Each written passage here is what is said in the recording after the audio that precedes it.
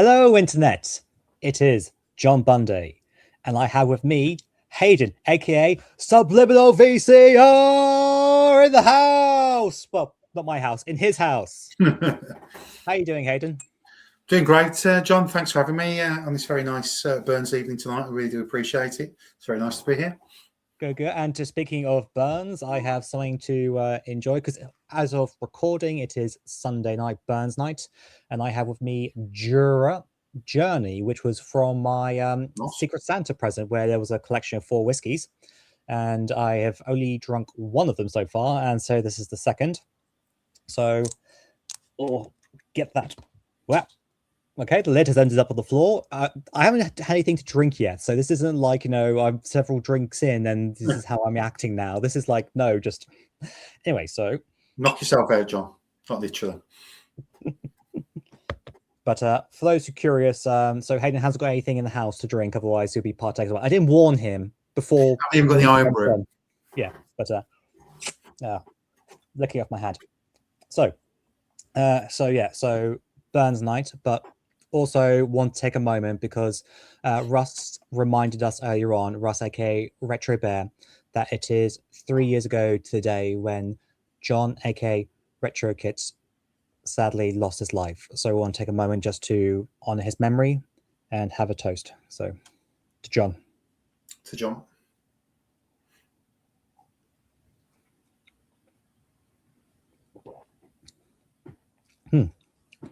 Good. I've covered Jura before, so I'm not going to do a whiskey tasting thing. So, okay. But yeah, so for those who may not know you, Hayden, why don't you tell us about yourself, like how you first got into YouTube, because you have had a long running channel. So take it away while I pick up the cap off the floor. Yeah, as I say, Hayden, aka Subliminal VCR on YouTube. I think I've been onto YouTube now about 15 years, just very casually. I originally started doing kind of videos on my car, got Japanese performance cars I had. That kind of moved into kind of just doing quick videos on kind of old consoles that I first got into in about 2010, like I had an NES, and I disabled the lockout chip on that. I did some very blurry 480p, 720p iPad footage on that. And then that kind of moved into streaming games, just setting stuff up on our OSSC and just streaming old video games from the 8-bit and 16-bit era. Couple of viewers here and there, but I did it for myself just for fun, and it was a nice way to kind of archive all these old games on real deal hardware. And then over, I think, the last year, 18 months, some really nice YouTubers like 8-Bit Boy UK Ollie really kind of convinced me just to start getting in front of the camera, because I've got to be honest with you, I didn't think there was any market for a middle-aged man just to get in front of a camera and then start listening to it, but clearly there is. And thank you to all my subscribers, thank you to everybody who engages with the channel. It's seen significant growth over the last year just through me putting my ugly mug in front of the camera, so thank you to everybody. That's a very brief history of my channel and what kind of interactions with YouTube. Okay, excellent. And what reason why I have asked you to come on and for us to do this video is because those who've seen some of my previous videos, the Bunday Box, aka the modded custom OG Xbox, was made by yourself. So I wanted to take this moment video to kind of like talk to you about it, because I've said many times thank you, and it's like you didn't have to do this, but I wanted to give something back. So I wanted to so I said, okay, how about if we do a video talking about a game that we'll both play it, come together and do it. Won't get into the game just yet. There's still more talk about the Xbox itself, but that's kind of like the catalyst for this. So what made you decide to get into resurrecting and then customizing Xboxes? John, that's a really interesting question. I've got no love and this is heresy, I know. I've got no love, although I am starting to get a bit of appreciation for the Xbox 360, predominantly because I want to kind of take it apart and just learn how it works and start modding that as well, potentially. But I've got no real love for the Xbox, but because it's a part of gaming history and they're so cheap, I picked up a really nice condition OG Xbox. Must have been nearly 10 years ago now, 8 years ago. It's about 20 quid with some games from a very trusted local game shop by me. Wanted a crystal, it didn't work, so they gave me one of the normal black ones instead. That was fine. Bought discounts for it. Built up with a collection. Games are cheap. Some interesting Sega stuff on there. So yeah, and used it sparingly, but I thought, this is a decent console. And then I soft modded it, and then that really unlocked the potential of it. Being able to have 480p, 720p, save games to the hard drive. And that was great. I was happy with the stock hard drive. Really enjoying the kind of boosting resolution and visual performance of soft modding it on a PAL console. And then at the start of last year, I think it was early January, my stock hard drive on my Xbox was clicking, click, click, click, click like that. Yeah. I thought that doesn't sound good, but we'll see how it goes. It is 25 years old, and they just died on me. So I just thought, I've got a solid state drive knocking around, a generic 128 gig Chinese one. I'll get the parts, an 80 wire IDE cable and a SATA adapter, and just just put an SSD in there to replace hard drive. I didn't have any major saves in there, so I was happy to write off the old drive as scrap. And fitted that in. It worked. Put the video on YouTube, and then again, nothing much happened for another couple of months or a month or so. And then on eBay, I saw some guy selling 2 scrap Xboxes for it was like £15 delivered. I thought, you know what, I'll have that for spares in case anything goes wrong. Controller ports, DVD drive. Got them back. One of them had a working disk drive, the other one didn't. And it was like early man playing with fire. This was. I just swapped the 2 DVD drives around, and the first Xbox that had the failed DVD drive worked. I thought, something to this really. And then I just started learning more and more about them. Most of them have dead disk drives, which are just stuck trays that need a 50p belt to get them going again. And then I just started looking at stuff online. I saw the Japanese anniversary Xbox. I think it was the 5th anniversary or 3rd anniversary. The all white one. I thought, my gosh, that's an amazing looking console. He just takes that horrible black box, that horrible, tower block that is the Xbox. It's horrible, but just painting it white, it looks like a stormtrooper. It looks great. So I got another one, put the bits together, painted it white, started messing around with the thermal paste and experimenting and etc. And just got to really understand the console. And I think it's the last console that was kind of made with simplicity, really, and kind of thought out plastics, the motherboard. It's off the shelf PC parts as well, so it's pretty straightforward. I'm not an IT expert at all or anything like that, but I do, apart from the soldering aspect of it and programming for it, I do kind of understand how Xboxes work, and it's made me appreciate the console a lot more and kind of develop my passion for it from there. So I just started going wild over the summer, just painting them, and then people like Retro Import Gamer, Retro Ed Steve, can you sort me out with an Xbox? Can you with Retro Ed Steve, he thought his Xbox was dead. I was like, mate, just send it to me, let me have a look at it. And there wasn't actually anything kind of wrong with it, really. It had a mod chip on there as well, pre-installed from like way back in the early 2000s, like ancient relic tech.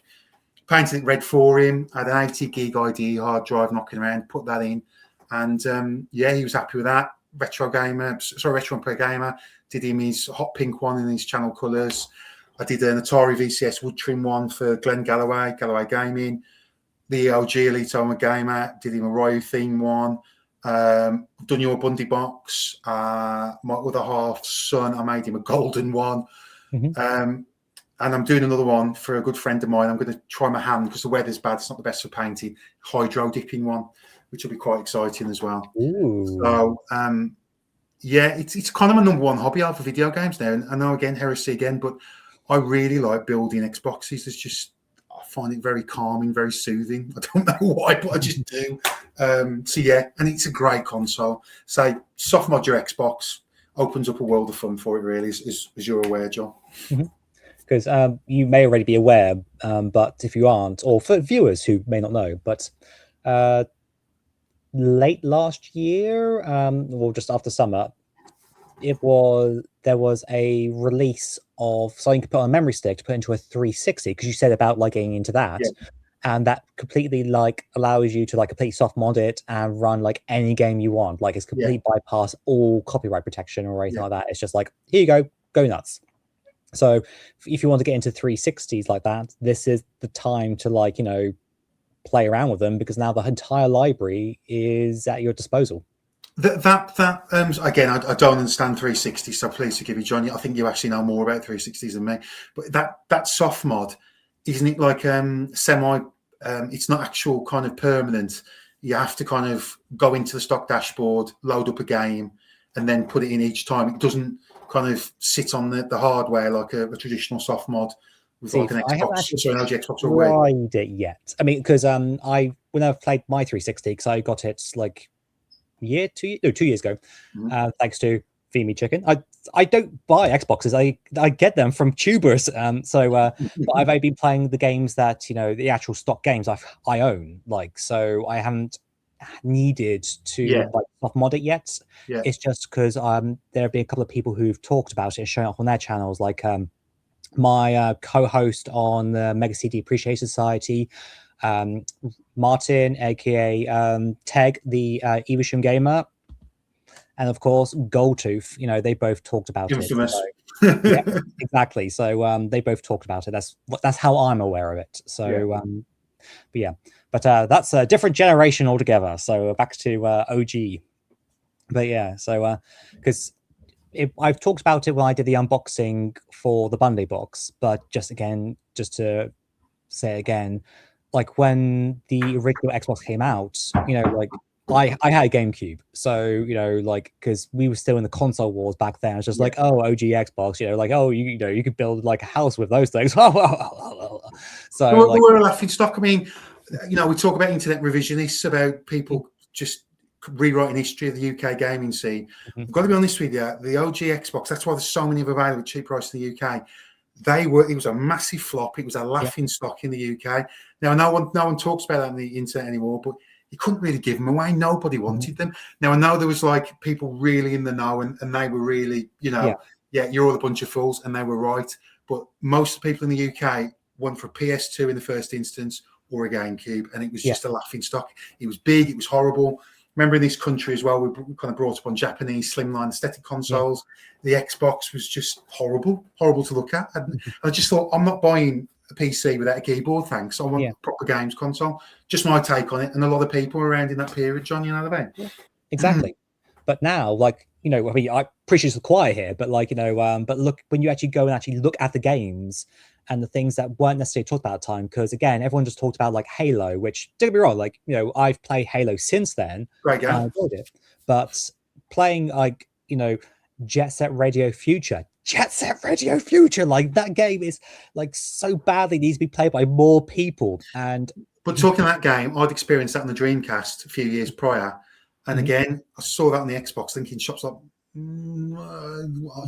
everything was happening so fast back then. 2 years in eternity. I'm like, big horrible black box playing a game that was out on the Dreamcast 3 years ago. Not really selling it to me, you know what I mean? Yeah. However, I've really changed my views on that console. The library's just incredible. And it goes toe to toe with any modern hardware in my gaming setup. It sits on my shelf, on my gaming table. It's in use basically every day just to play games. It is my core video game system at the moment, the OG Xbox. Exactly. So anyone watching who hasn't got into the OG Xbox, hopefully this is, you need to get into it. And this is the time to do it, because maybe people will start appreciating it, which might cause the costs of it to start going up to buy the console. So I've noticed the CX prices OG Xboxes are spiraling, John. eBay, they're still affordable, you can just about get a working one for 30, 40 pound scrap for 20 and under. But CX, you're approaching the 60, 70 mark now for a working Xbox. So get yourself on board and invest as soon as you can if you think about getting an OG Xbox, because I think the prices are going to go up now. Yeah, people have now cottoned on, and who knows, maybe that's your fault. Like, if people were like listening to you, I doubt it very much. I mean, it's anyone, it's people behind the soft modding scene, the modding scene with the OG Xbox. The stuff they're doing is, and the homebrew, it's unreal. And I think anyone who's into video games, retro games, you show them an OG Xbox that's been modded and what it's doing, you straight away you want one. Do you know what I mean? So I think that's probably the effect it's having on people that aren't really. Yeah, and just to go back to what you were saying before about like I'm going to misquote you here, but how like it was like that generation and like that OG Xbox for the Xbox Series, not Xbox Series XS, no, it's the Xbox series of consoles, where it was like the last traditional one, the first one. Because after that, it all came about online and like Xbox Live. I mean, yes, the OG Xbox had Xbox Live, but it's not the same beast that then it turned into with the 360 going forwards. So it still had when I say arcade kind of roots, what I mean is like playing the games like say Outrun 2, like Jet Set Radio, that kind of stuff, like where they did get, because of the Dreamcast demise, a lot of like, those kind of properties, and then Microsoft going, okay, we want you to develop for our console. And then having things like some games that which did have online connectivity, which was the Dreamcast tried it. And yes, PSO or Fantasy Star Online was, for the time, hugely popular. But the Xbox tried to push that further. So that's why I think it kind of gets the name Dreamcast 2. Yeah. So, absolutely, yeah. And Sega's investment into the platform as well. Yeah. Remember as well, Microsoft contributed to the development of the Dreamcast. All the Dreamcast had powered by Windows CE, try and make games easy to support, although most games didn't use it. The Duke controller is very similar to the Dreamcast controller. There's a lot of DNA ported from the Dreamcast to the OG Xbox, and you can kind of see that. I'll just take you back to one of your points you was making about the online side of it, John. In America, the OG Xbox was very, very successful. But another reason for that was online gaming, because broadband connectivity in the late 90s, early 2000s was very widespread in America. If you go back to 02, 03, very few households in the UK had broadband. And obviously the OG Xbox needed broadband. And that was another point where perhaps in the UK we didn't really see the full potential of it, because very few households had a broadband setup. You had to be a gamer who wanted to game online to get that broadband set up, so you get the most out of an OG Xbox. Because remember, the Dreamcast was running on in the UK and Europe 33k modem, not 56k modem like in the UK, because the bandwidth couldn't handle it. 33k, and it still ran games like PSO, Quake 3, other stuff that had online scoreboards as well. So in a couple of years, you jump from like a 33k modem to DSL broadband, which again, the UK wasn't quite ready for back in 03. It was in America then. Well, to show my age. So when we first got internet, it was like, dial up. So DSL modem. Okay. Then we did get broadband. But people now think, oh, you get broadband or internet, you get a router with Wi-Fi and all that.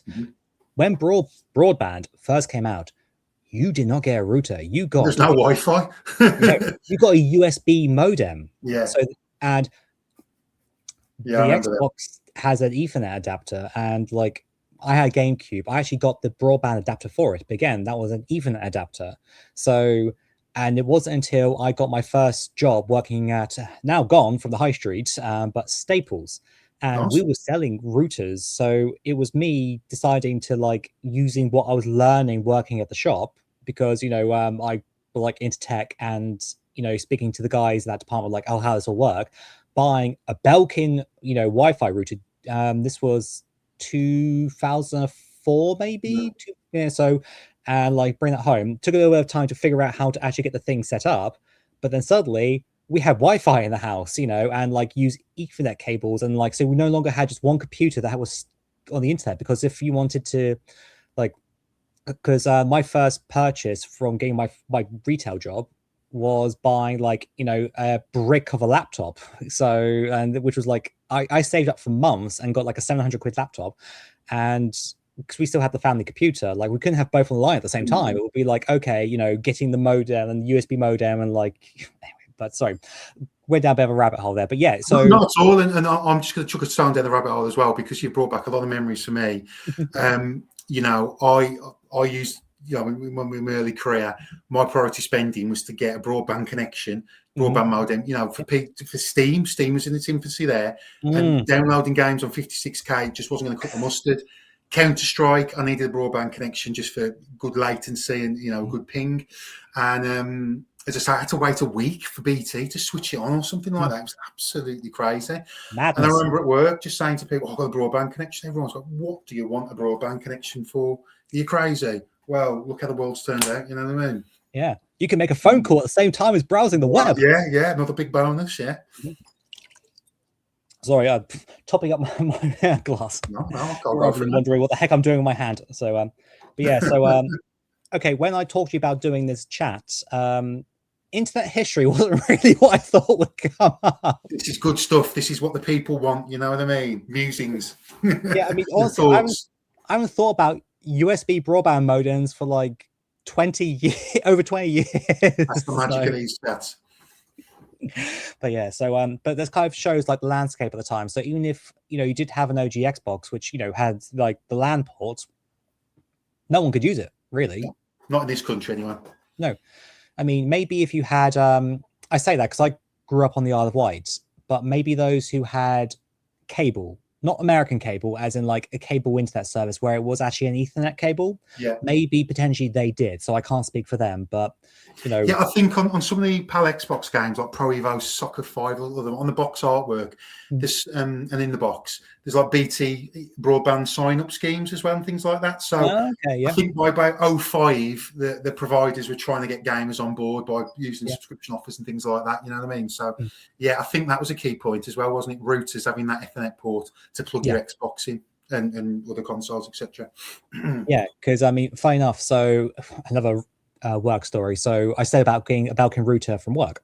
The thing is back then we sold two types of routers, and there was 0 point in us selling the other type. And if everyone bought it, they bought it by mistake and would always return it and buy the other one. It was because it was the cheaper one, because it was an Ethernet router. In other words, it wanted an Ethernet cable for your internet service, not a DSL cable. It had no inbuilt modem.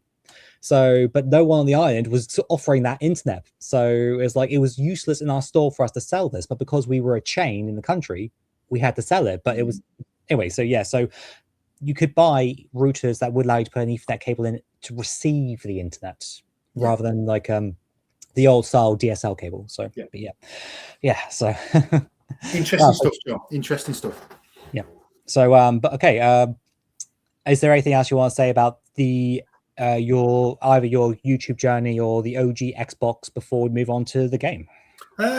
Yeah. I mean, as you may have gathered, just through having an Xbox over the last 8-9 years, and I have really appreciated what an awesome console it was, and I even feel guilty for poking fun at some of my friends, people, my acquaintances who had Xboxes back in the day. I was a PlayStation Sony pony through and through, still am. But I regret mocking Xbox owners in the UK back then, because my gosh, the quality of games on that system is absolutely unreal, and the volume of quality as well, I think, is what separates it from a lot of consoles. Yeah, excellent stuff. So yeah, that's it pretty with my kind of feelings towards the Xbox show. Okay, so then when we'll talk about which game to play, and the one that I've mentioned. And I didn't realize it was Japanese exclusive when I said this. Certainly was, yeah. But I said the game, Metal Wolf Chaos. Yes, Mr. President. Oh God, yeah. So I first heard about this. I can't remember exactly when, but I remember seeing like a video clip of some of like the cutscenes and like the dub. Jesus, the dub is hilariously bad. But the dialogue as well, like, dialogue's chronic, but beautiful in the same sentence. It's incredible. Yeah, I mean, like, okay, so pause. Richard! Don't stop this video, but pause it. Go over to open up another tab for YouTube, and if you're on a computer, and then like put in like Metal Wolf Chaos cutscenes, and like enjoy yourself. Exactly, like, because I am the president of the United States of America. Like you said, Richard. Godspeed, Mr. President. Well, I mean, that's good enough. But you combine that with a Japanese developer, From Software, were told to make the most American game possible, and my gosh, they did. From Software, going absolutely insane. What's that, John? So From Soft, the Dark Souls people, the Elden Ring people, they're the ones who The made this daddies. game. So yeah, just to put Yeah, into if you're hardcore about your kind of games, the Armored Core kind of originators as well, which I think why they chose to develop this game, because being mech focused, they had a huge pedigree in mech combat games, didn't they? Like Armored Core and stuff like that. So it's an inspired choice and an inspired game, really. Exactly, because so like I say, I had never played it. I just seen this cutscene, and I heard about the remastered re-release, which you can get on consoles and on Yeah, Steam. still can. Yeah. But I didn't realize it was just a Japanese exclusive, but it always stuck in my mind. So, how did you first hear about it? Gosh, when did I first hear about this? It must have been about 2010, 2011, seeing footage of it on YouTube and stuff like that. And I was like, wow, I do love a good mech game. And I've sometimes struggled with stuff like Armored Core and some of the versions of it over the years, that it's too statistic heavy. The kind of engineering part of it just gets, and having the white weapons is it's a bit too much for me. But I love the idea of mechs just waging war and destroying stuff. And I've never really found, and you could jump in, John, and give me some recommendations here, a mech game that satisfies just that. You just want to go at it like Godzilla, with like loads of kind of hardcore weaponry, blowing stuff up and smashing things up. And I saw this game and I just thought, it doesn't take itself seriously. It's got great mech design and looks hugely exciting. So I've then fast forward to about 2019, 2018, when the remaster came out on, I think it was on a digital release. I think, did it get the physical release on the PS4 and the Xbox? I don't know. But I certainly downloaded it in about 2019 for about £2 on sale, because, again, Europe, UK, not interested. Might be obviously big in America and Japan. And I played the first couple of missions. I thought, this is great. Exactly what I want. It looks nice. It's still, I mean, the graphics are great for their age, for a 20-year-old game. It does show its limits in some parts, but there's some really nice effects, like with the kind of reflections on the metal, the character designs. It looks great. And it looks great in the HD version as well. So please have a play if that you can. First couple of missions I played, and then I just remember, I think when I got it, I was playing loads of stuff, playing a lot of Titanfall 2, stuff like that, and it just got put away. And I think the hard drive on my PS4 was full, so I made that horrible decision. I kind of deleted it from my hard drive. Obviously, it's kept in the digital library just to make space for the games I was playing, and then just got put back to Tom. And then getting into the Xbox, I'm like, we'll need a copy of this. So I've got it, treated myself to it, and it's incredible. And then thanks to you, obviously, for recommending this, John. I've just got it out again and played through it, and I'm hugely impressed. It's got its flaws. Don't get me wrong, as a game, it's got its flaws, and it all comes down to just having the most powered up weapon to kind of just blast through stuff. But I just really like this. It hasn't got the From Software brutal difficulty, which is potentially a good thing here for a game like this. But I think, and I'll have to revisit the modern digital version, because I think there's a huge amount of replayability about it, trying to get up your score, your rankings. I believe the Japanese Xbox Live side, which is still currently disabled, has online scoreboards, which I think would be amazing. You know, that you could look to kind of get the best scores on each of the missions. If that's on the modern version, I am going to obviously reinstall that very soon, and I will kind of like really get stuck into kind of getting scores and rankings in there, because it's a lot of fun. This game it really is a lot of fun. And you know, if they ever did a remake, I mean, imagine online multiplayer, just 4 or 6 players at a minimum going at it in some of these maps. It'd be incredible, mate. Absolutely incredible. And so we should probably say, like, if anyone's going to play this, you're probably going to play the modern remaster. But if you have like an OG Xbox which has been soft modded and you like the idea of playing the original, you should probably just clarify that. So the game is completely dubbed in English, so you can follow the story. It has Japanese subtitles on the bottom in case if the Japanese can't actually understand the English dub. Where the problem is that you can play through the whole game without knowing any Japanese. Yeah. It doesn't stop you. 100%. The thing, though, is probably just read up what the buttons actually do. But also, personally, I would say is, because unless if you are a gun nut and understand, like if you read the name of a gun like an M62, knowing what that is, then you may want to, because there are guys online from like the English version that say, oh, these are assault rifles, these are sniper rifles, because you, when you start the game, there are, you can, okay, you can hold 8 weapons on you at any time, but you can only have 2 equipped. The L button and the R button, those shoot the 2 different weapons you're holding. Some require 2 hands, so then you already have, say, 7 weapons. But you have the first level of each weapon. As you go through the game and you earn money, you can then invest and do like research to unlock higher, like better guns. So what that means is that, like, if you were like, oh, I want the best assault rifle in the world, then you can start investing. But if you have no idea like the name of what your assault rifle is, you just use the assault rifle, then it's just like, oh, you can start investing into the wrong type of weapon. Because, and I think this is where being able to read Japanese would be hugely useful, although it doesn't break the game at all, to understand the upgrade maps and what each weapon's going to do in with the text. Because otherwise you're just guessing, and it is fun just figuring out things like, the submachine gun's great for shooting down kind of missiles. There's certain kind of lock-on bazookas that are great for taking out airborne stuff. That's brilliant to kind of discover yourself. But I think what would enrich you to make it a bit more accessible, if you're reading English now, if you play the modern remaster and modern hardware, it's in English, so that should help a great deal as well.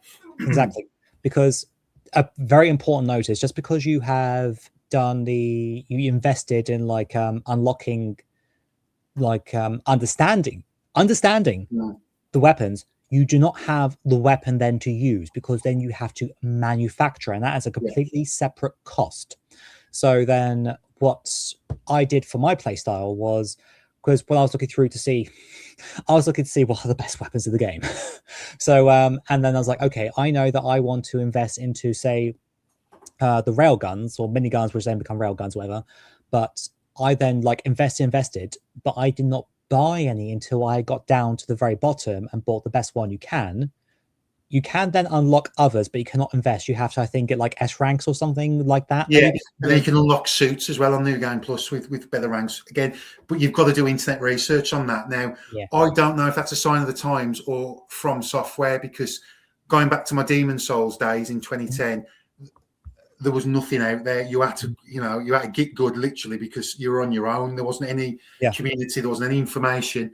And I think that was pretty much from software style, really, not to give you too much. You discover things yourself into really, really deep detail, like, Yeah, because there are only 14 missions, but stages for the game. But the idea is that you would replay stages to earn more money to unlock more weapons. Because unless if you know what you really are going, drilling down to what you want, you're probably just going to invest in like random stuff. Yeah. But then we'll discuss, which are pretty much useless. Yeah. Well, I didn't even bother with those. But we'll discuss, I think, like the bosses and the later levels later. But I can easily see people getting to like the latter half of the game, hitting like difficulty walls with like the bosses, and then thinking, okay, I need better weapons. Oh, I've now got to go replay stages to earn more money. Yeah, which is what I did. And I think if I'd have played this in 05, I'd have probably got to that last mission and just given up. Sorry, the mission before last, when you take on the number 13, the casino. The casino. Yeah. It's very weapon specific, and my way of doing it was just 2 big massive machine guns, the chain gun things, and just unlocking him, taking out like that. I read that on the internet and it works. But also crucially, you've got to get that Blaze Max power up for the final showdown, because I found when you get to the final showdown, are we okay giving spoilers here, John? Don't want to ruin it for anybody. Spoilers. I'll give you one spoiler. Make sure you get that Blaze attack thing ready for the final showdown with the Vice President in the mission before last. It's hugely important. But that's not explained here. And I think you could just, if you didn't know, if it wasn't on the internet about that, you'd probably just hit a wall and just kind of give up. I know I would have in 2005. I'd have been insanely happy with the game back in the day, but I'd have just given it up. I gave up on quite a few Metal Gear Solid games as well during that era, because they were just not knowing what to do. You know what I mean? So that's an interesting thing about this game, really. But it yeah, it's worth playing through. But I think when you get to those last couple of missions, you've got to have the right weapon, or it's not even about skill; it's just about having the right weapon. Which again is games of the time were like that, weren't they? You know. Exactly. I mean, like, don't be wrong, like I finished the game, but that's because I read up like what I needed to do. But if I was playing this on release, I could quite easily see myself rage quitting the game because, like, well, that level before last, you can. There's 3 phases to it. No, sorry, 4 phases. There's a pre-fight with 2 before bosses, but if you've got like now got better weapons, and you can destroy a bridge to take out the tank immediately. So then you have the first phase with the vice president, which if you have the right weapon, then you can do enough damage in a single shot that it actually skips the second phase entirely. Wow, interesting. And then, don't be wrong, it still does the cutscenes, but it will go immediately from starting. So starting the fight of the second phase, and immediately does the cutscene for ending the fight for the second phase, and then you then have the third phase, because the vice president is got a suit that's pretty much like identical to yours, but with one crucial important detail. It's like they're playing with a mouse and you're playing with a controller. Yeah, he's definitely got a lock on you, isn't he, really? You know what I mean? But I disagree, John. I honestly feel this game is suited to controller. It's a video game. Don't be wrong, except for Richard, you know, I didn't have that issue with the other bosses. It's just the fact that Richard was just so like quick and moving around and hard and quick. He literally can kill you so quickly if you're not careful. But I think if you put mouse control into that game as it is, and its build as it is, you just steamroll through. It'd be too easy. Do you know what I mean? Yeah, you would. Definitely through like the majority of the game.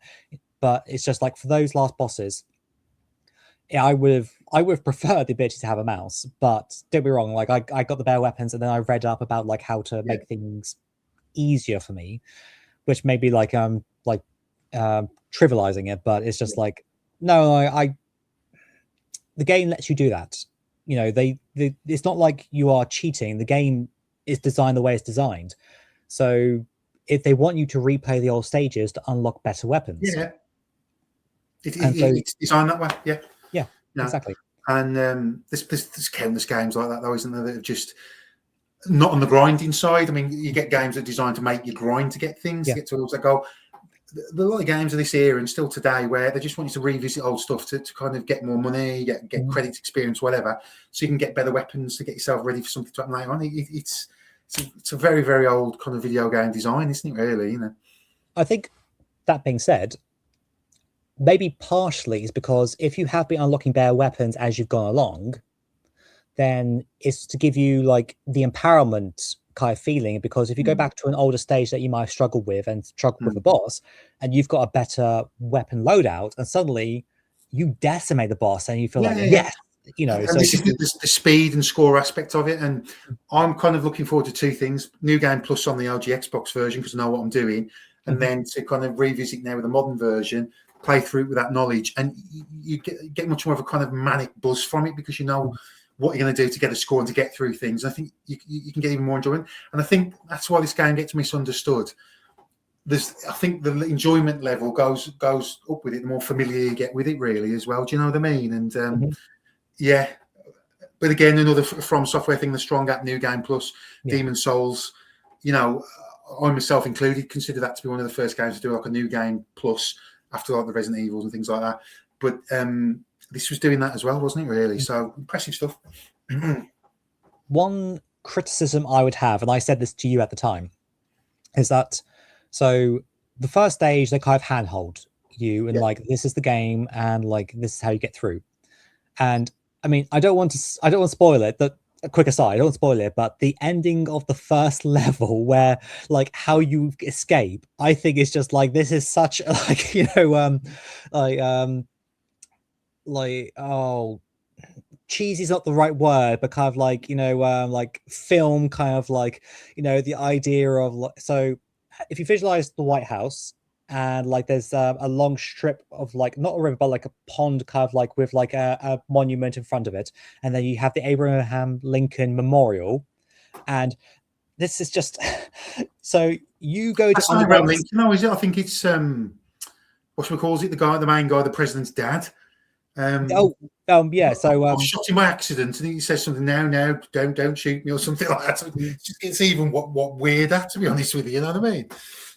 but imagine this: like you flee the so the game starts with you smashing out of some windows of the White House onto the lawn in your mech suit. It up Like, with a black background. Yeah, this is like I said to you, this game is balls to the wall. yeah, And absolutely. then like you fight through the people that are there, you go into an underground facility, you go to Air Force One, and then like it reveals that like that long strip like pond thing I said about splits apart so the Air Force One can fly up and then hits the Abraham Lincoln Memorial as it flies off. I'm like, what the heck? It's a Thunderbirds homage, mate, isn't it? You know what I mean? It's Thunderbirds Like, video game. It's crazy, but I mean, you know, there's more insane stuff than that. That's just the start of it, really. I mean, yeah, but this that's borderline realistic compared to what goes on later on in this crazy game.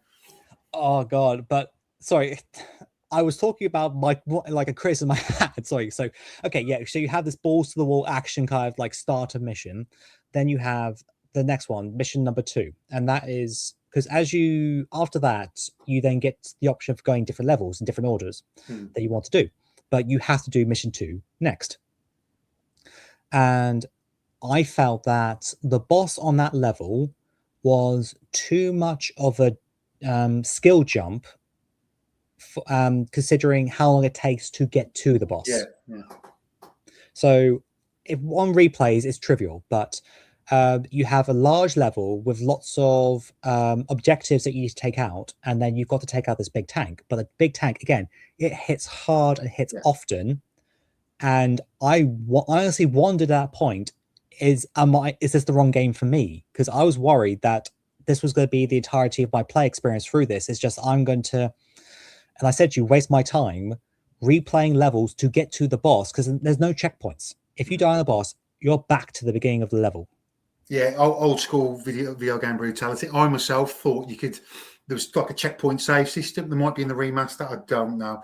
Yeah. But I forgot that. Yeah, it's you're dead. You do it all again, and that causes gaming fatigue, doesn't it? Really, you know. Yeah. So one thing that, again, this is potentially because of playing a Japanese version. Maybe it came up on the screen, but I couldn't read it. But you have a special move. I don't know if you need to press left 3 and right 3 at the same time, or it's just one of those. John, I didn't know anything about that move at all. Thank you for you, because again, I probably wouldn't have been able to beat our good friend Richard without that knowledge of pressing the 2 thumb triggers. Because it's not even in the control setups on when you go into options, as far as I'm aware. There doesn't seem to be much about it on the internet. And then I think you're the only person who's given me that information into that, and that is an essential attack. That, you know, again, sorry about the spoilers, that you're going to need towards the end of the game. Because in the top right corner, there's like a meter that fills up, and then once it fills up, it starts flashing, and the president says something. But then you can. I tried to save of bosses because it can not necessarily build up quickly, but if there's a lot of enemies around, you can build it up quickly. So like where you might be either on like a time restriction, because some levels have timers, or if there's like a big objective that's going to take a while to destroy. Like the first time I played the first time I played mission 2, I thought the big building at the back was the end of the level, so I just unloaded all my like best weapons on it, and so I went boss time. I'm like, but then second time around, I then like was like messing around and then like activated the special, which like just does this huge like constant barrage of big attacks. Unloads all the weapons in your backpack, doesn't it? You know, crazy. Yeah. I never used it at all because I didn't know about it until I saw your video. Never used it against anyone other than, you know, the vice president at the end. You don't actually need to use it, to be honest with you, apart from that bit at the end. Yeah, I mean, I used it though to help with bosses, like, you know, because for example, the tank, I think that took out half of its health, or maybe 3/4 of its health, and then it's just like, okay, I just now need to survive. So you can also get, as you go through the game, there are armor pickups, because you can see again the top right, there are like squares to represent armor health, because you have a bar that will recharge as you go along, if you don't take if you stop taking damage. But once that depletes, you lose one of your squares. I mean, don't get me wrong, when you restart the level or you get a health pickup, they'll come back, but you can then extend it through some pickups during the game. So, but yeah, I felt like, so back to the original point, I felt like mission 2 was too much of a skill increase, or like the curve went up too quickly for that, because I feel like it should have been either a far shorter level for that boss. Could have been broken up, couldn't it, really, just to build you up a bit more. Yeah, exactly. I'll be honest with you, I think that's why I kind of not gave up on the remaster, but that was a big hurdle for me. I remember beating that tank boss, and then that was it. And then it was obviously put away. And I think I had very much a similar experience. It was like, oh my gosh, this is going to turn into one of those kind of hardcore From experiences where it's get good now, isn't it? Yeah. Which is not, because not all the levels actually have bosses. There are several which are just, you beat the level and that's it. There is no boss. So it's not like you have to worry about so there are 14 levels. There are not 14 bosses. Well, actually, no, there probably are, because some stages have multiple bosses. But, that aside, you don't have to, you can just get through a level and then just repeat. And then... Yeah. I've just had a thought really into my head about the kind of latest Armored Core game on current gen consoles. I haven't played it, but I know it's number 6. What's that? Sorry, it's Armored Core 6. I haven't played it, but I know it's number 6. Obviously, because it was the current modern From team, obviously with Elden Ring and stuff we were involved with. I thought, yeah, get this. I really enjoyed it, but like what we're talking about here, John, I gave up on a certain boss because it was like, I can't handle this, and it comes down to my problem with a lot of mech games is getting that right weapon, that right combination of weapons to beat a boss, and then the skills on top. Too much for me. The beautiful thing about Metal Wolf Chaos for me is that really didn't stop me. I could get through that barrier. Whereas a modern Armored Core game, I think at the third or something fourth boss, gave up quite early in the game. I don't usually give up on video games that I enjoy, and I did enjoy the latest Armored Core game. So yeah, I think that's a pro for Metal Wolf Chaos as well, that you keep going, you invest in it, don't you, really? Yeah, because I mean, before we hit record, we were talking about Club 52, because Hayden is in that chat, and sorry, it's just like you saying about how I gave you some knowledge because we were chatting about it, and when we have the Club 52 games, or if we're struggling with a game and we just say to the chat, I'm struggling with this, it's likely that unless if it's a brand new game, other people have probably played it and can offer a advice of oh, you could do this or do that. Because we the game that was being played up till Christmas was the Pathless. Yeah. And I know that Gordon, Gib84 Gaming, there was an achievement where you have to get some lore kind of information from several points, and it from memory he thought that it was you had to get all of them through the game, because there are random information orbs you get throughout all levels. No, it was certain points. I'm oh no, because I missed one myself. I used this video to find where it was, and it's then that bit of information then allowed him to then go on and get the platinum. So it's that community thing of oh, I'm having this problem, and then people go, oh yeah, no, do this, or no, oh, try this, so which we didn't have back in the day. No, big up the Club 52 posse. What we did have back in the day was magazines, and even then that was hit or miss if you'd have a guide that could, or a cheat code to help you with the game. And it's just nice to have a community that just kind of help you out when you're stuck with games. It really is good. So yeah, shout out to Club 52. And again, another talk about the past. So probably people are aware of the website Game Facts or Game FAQs. So the game that made me learn that website existed, because I got stuck and could not figure out what to do, was Metal Gear Solid Ghost Babel on the Game Boy Color. So unlocking these memories. I think my first Game FAQs experience was Fire Pro Wrestling D on the Dreamcast. I remember going on the university computers where I was at university, because couldn't afford a computer at the time, and having the old kind of printed up translation explaining what all the moves do and the wrestlers and the stuff. And wow. So yeah, Game FAQs, they've been there since 1876, haven't they, really? Yeah, exactly. Knowledge out there, Yeah, I spent hours trying to figure out what to do. I couldn't. And then I think someone at school may have mentioned the website or something. And it's just okay, yeah. So because Game Boy Color, trying to remember what that game ever released. I think I got that because I heard about Metal Gear Solid. I didn't have a PlayStation, but I knew that that was a good series of games coined to people. So I was like, oh, I had Game Boy Color, so I'll get that game. And then it turned out like you had to get into a box and get on conveyor belt, and you go through because it's like this factory. So you're pretending to be like a box on the conveyor belt to get through to a different area. I I just stay didn't for a figure it out. series, cardboard box. Yeah, exactly. So that's part of the series. But yeah, so but yeah. How would you figure that out on your own without a guide? You know, and a quality video game would, I think, kind of reward logical thought and the ability to figure things out. Some designs are just so cryptic or just like haphazard. Yeah, you need a guide, don't you, to get through. I mean, because it's been so long since I played it, potentially maybe there is something in there. But for example, if they showed like boxes going around a conveyor belt, maybe that could have been like a trigger to say, "Oh, I know I have in my inventory a cardboard box. Let's give that a try." But I honestly can't remember if they had anything like that at all. And like I said, I was this would have been year 6 or 7 of school, I think. So like, I wasn't exactly like the gamer I am now, like, with decades of experience. So you're a vet. Yeah. But yeah, so but anyway, back to Metal Wolf Chaos. So I saw you getting your flashback there, mate. You know what I mean? Oh, it's all coming back. The horror.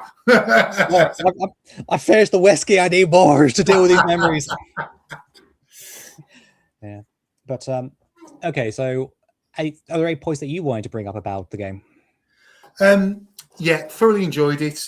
Would recommend. Some of the technical issues, like the slowdown, I think wouldn't even been excused back in the mid 2000s. Where there's a lot of stuff getting blown up, you get a bit of a slowdown, which is a bit jarring. But other than that, it should have really been released in the West, but I think there was political issues and things going on that would have been sensitive to release. And again, you're not sure how an American market would respond to this. Do you know what I mean? You're playing the President of the United States of America. I think if it got released in the West, I think it would have been a huge game, to be honest with you. It deserves to be. Yeah. But obviously, things happened and didn't get released. Obviously, I think people can see the value of it. That's why I think Devolver Games are a small games company. It may even been a crowdfunder to get the money together to remaster it. Just shows how special this game is to a lot of people, really, Metal Wolf Chaos. And hopefully us talking about this tonight kind of will spread that knowledge and encourage people to give it a go, especially if I think it's I don't think it costs much to buy nowadays on digital download, hopefully. So. Yeah. Yeah, it's a game that, like I said, yes, it should have got released back in the day, but at least now people can buy it on current like consoles and on Steam. So but like, because you were saying to me on WhatsApp that there could be more done with the remaster, that there could be more quality of life improvements, because you think Devolver were the only ones who worked on it. There was nothing from FromSoft. No, just licensed from us. I could be wrong. Please let us know if I'm wrong, but Devolver handled it and licensed it, and I think it's just obviously just a remaster of the source code. I think the control schemes are the same as well, if I remember right. But at least they have translated it. Yeah, because they're just like little bits that could have been like, for example, like if they had put in a checkpoint system for all the bosses and between different phases of bosses, would that have like completely trivialized the difficulty? Possibly, but then again, myself and you, John, we're gaming veterans. We've got that patience. We've got that resolve to power through things. I'm not bragging here. I'm not saying I'm wonderful, because I'm not. There's far better video game players than me.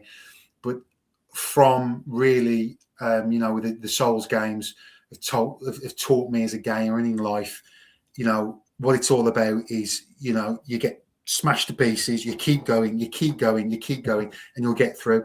And it wasn't a fresh concept. They were just revisiting what games in the 8-bit era and the up to the 16-bit era, pre PS1 were about.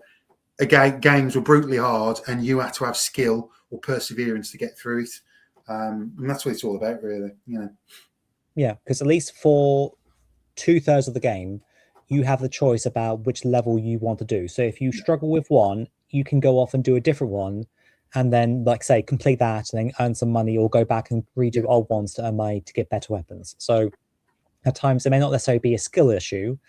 It might just be like, because I don't want to spoil it, but I wonder, could you actually defeat the very, very, very, very, very final boss, like the final phase of the final boss, with like stock starter weapons? Because No, you have like 30 seconds no. on that. So, And I think as well, although there's obviously going to be much far greater skill players this game than me and you.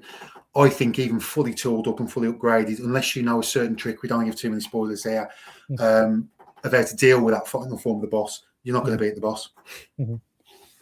Yeah, then, yeah. So and it's quite a rudimentary trick, and it should be obvious, but it's not. But it works. Do you know what I mean? No spoilers. Yeah, I mean, imagine like a remake of this with kind of Souls mechanics. Yeah. The boss fights. Give it a real, injection of requirement of skill.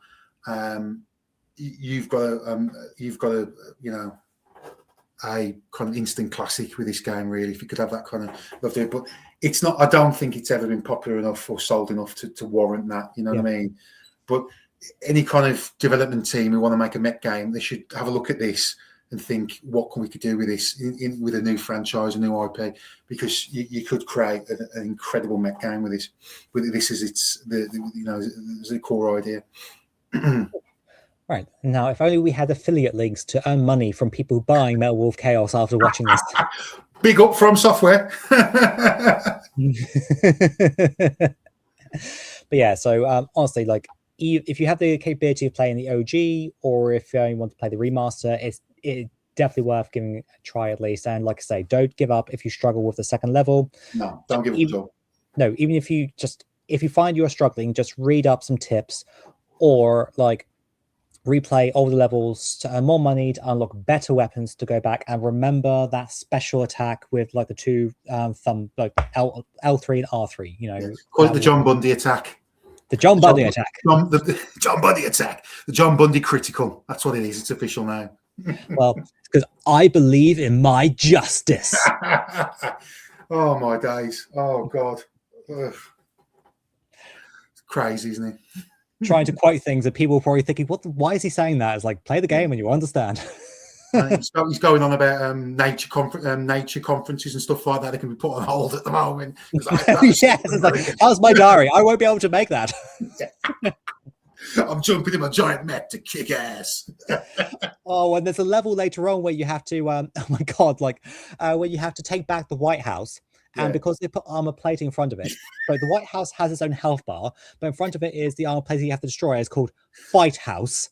And if you accidentally damage like the White House too much, or if you're using such a super powerful weapon that does multiple shots with one attack, like I destroyed a piece of armor, then another attack that's happening at the exact same time hits the White House and destroys it, and then your secretary is going, "Oh no, I will never forgive you, Mr. President." Mr. President, the fuselage, it's coming apart. But yeah, I think energy weapons, don't they? Because they go through multiple layers. That causes problems there with that one. Yeah. So, okay. All right, so I think that might be it for what we have to talk about for Metal Wolf Chaos. Yes, great, mate. Really good. Yep. Now, I don't want. I haven't spoken to you before about this, but so I'm springing on this for you now. So you can say no if you want. Yeah. But I wondered, because from memory, you said you didn't have this game, but I wondered if you would like to partake in another one. Go on then. So it's been great. I'd love to, John. I think it's been excellent, encouraging each other to finish games. And then to have this chance to talk about them and like-minded people, I think is fantastic. So, yeah, let's go for it. What we're thinking. And this is also my way of saying, thank you for the Bunday Box, because one feature of the soft modded Xboxes is that you can copy your game discs to the hard drive so you could play it without the original disc. Yeah. So what I'm thinking is that I will copy this to my hard drive. Whiplash. Never heard that game. And I will send it to you, and you can add this to your collection. Yeah. So the reason why I picked this up is because it's from Crystal Dynamics. So does the name ring a bell? Didn't they port Tomb Raider or something? So they're responsible for like the latest, The latest Tomb Raider reboots or something. Is that correct. it? They made like the recent Tomb Raider series. Yeah. So busted up, chained together and doomed for destruction, you must make your escape from the evil animal testing laboratory as Spanx. The only weapon and tool you have is the indestructible Redmond. Make your getaway, free other animals, and sabotage the Twisted Corporation. So, and that sounds good. Save animals. That sounds a good concept already. Exactly. And if you is that an Xbox exclusive? Yes, because this is why I bought it, and I tried it on my 360 before I had the Bunday box, and it is not part of the backwards compatibility program. Right. So it's working fine on the Bunday box. I haven't tried it, so you will do. You will do. Yeah, I mean, like, unless if it's a dodgy disc. So, so I am trying to find a trailer so I can show you. Okay, come on. Oh, God's sake. Because there's a film called Whiplash, it doesn't help.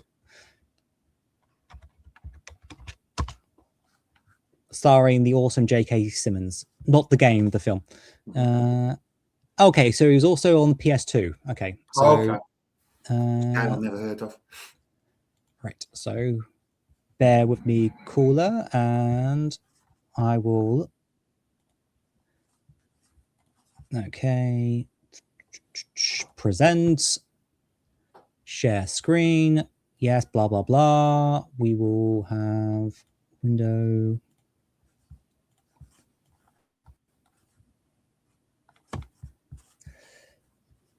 All right, and tell me if this doesn't, if the audio doesn't come through, but we will, here we go.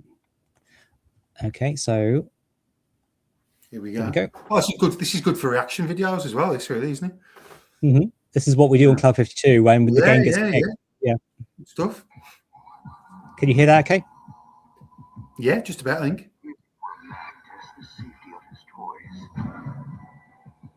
Oh no. We need to save these animals.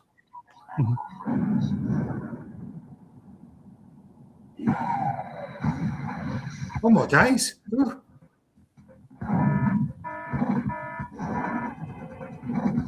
It's got an interesting graphical style. This looks interesting.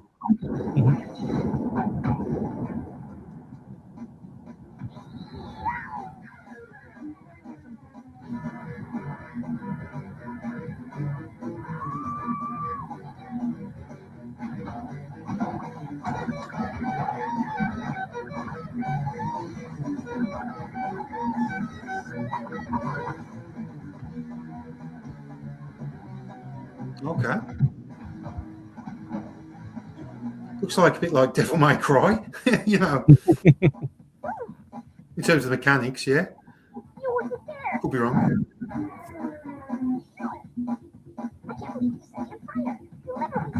Oh, that he's on fire.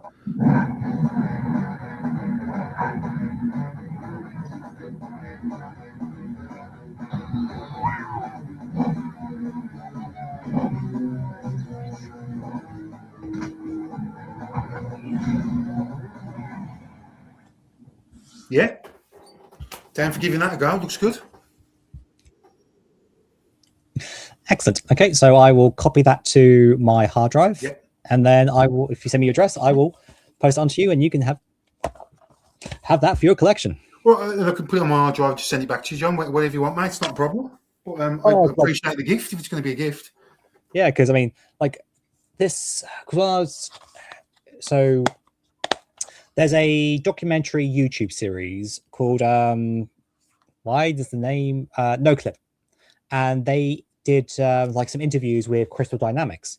As part of that, they talked about the history of the studio, and then that resulted in me like adding can't remember the name of it, but like a shooter that is on Steam that I played several years ago, and then this was also part of it, and I really liked the look of it, and they're hearing them talk about it, so I was like, okay, I gotta get that. So bought it, expecting it to like be on the backwards compatibility program. It was not. So yeah, so I bought it, and now I have a way of playing it. So yeah, so Do you know what? Talking about the Xbox again, the OG, why it might be rising in popularity is because there's a significant amount of games now that aren't compatible with 360 upwards, and people want to play them again, don't they? You know. Jet Set Radio Future. Well, no, that's on the 360s compatibility program, but not on the later ones. Yeah. Cool. Okay, great. So yeah, well, hopefully we'll have fun with that, and we will reconvene at some point to talk about that. It's been great. This has, John. I've really enjoyed it, the whole process, and this is just the icing on the cake. So we can get to do it again. Let's do it, mate. You know what I mean? Awesome. Awesome. Thank you for coming on and for agreeing to do this. Not a problem. It's been my absolute pleasure, honestly. Thank you. Cool. No worries. And in that case, then, so again, like if you want to big up your channel. Yeah, just check me out, Subliminal VCR on YouTube.